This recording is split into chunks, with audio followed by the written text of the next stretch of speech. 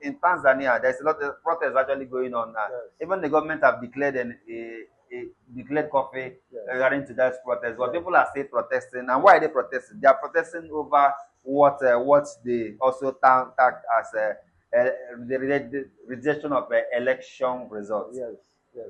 And we have seen protests happening in recent times Yes. in different African Countries. different African countries, Yes. and also beyond. Yes. So what I'm asking you, why is it that the issue of election, it seems it's still difficult for Africa as a country?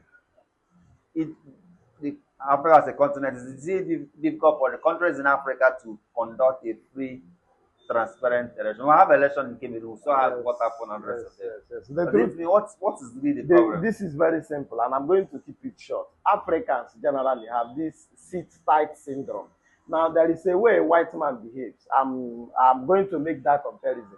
If you give a white man a job and you give him a lot of pressure, he easily would wake up and tell you he's resigning. He's not going to do that job again. But if you give the same pressure to an African man, you're going to see a situation where that African man will sit tight and might even begin to fight you. You know, that sit tight syndrome.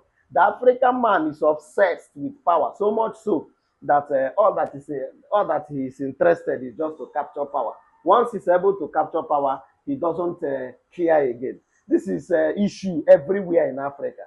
Now, you cited instance with Tanzania and Cameroon. That of Cameroon had a man who is almost 100 years serving as their president. You know, now one wonders how active a man who is almost 100 years would be. I took a look into his cabinet, and I discovered that the youngest person in his whole cabinet is a man of 85 years.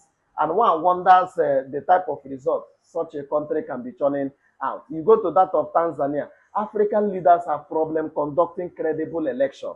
You know, so what we have been used to is a type of governance that appears like dictatorship. You know, once a man grabs power, he just wants to stay there forever. In fact, he just wants to even lay a platform for children and the ones yet unborn to actually take over. It's highly condemnable. That is the reason why we should talk about democracy taking center stage in Africa. A lot of African countries practice democracy by way of saying it.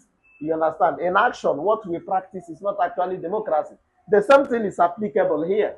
There are rumors everywhere that part of the reasons why Mr. President changed the service chiefs, even though we cannot confirm such a report, was actually because there is this rumor that there could be coup and things like that. So all we are saying is that if African leaders could respect the wishes and aspirations of the people, we won't be having situations where the people are in their numbers telling you